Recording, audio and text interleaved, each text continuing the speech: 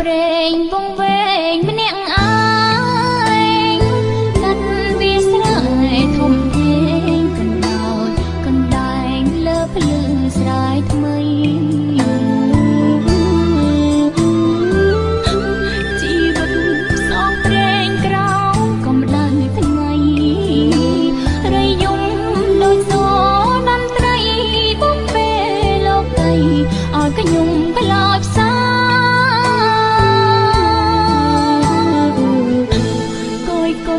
ជើងមេក្រឡេកទៅឆ្ងាយឃើញគេលេងសើចសប្បាយជួបជុំអ្នកម្ដាយតែខ្ញុំឯកា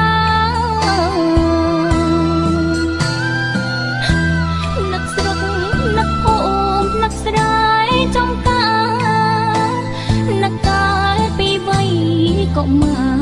មិនដែលគិតថាមេដាក្រ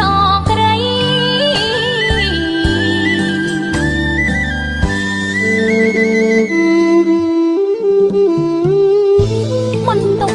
តូចមួយព្រោះនៅច្រើនអ្នកកម្មកររោងចក្រមានចិត្តភក្តីធ្វើការលើសម៉ោងស្ទើរតែខ្សិនខ្សៃពេលខ្លះខ្ញុំខ្វះចំណីមិនដឹងbằngអ្វីទឹកភ្នែកម្នាក់ឯង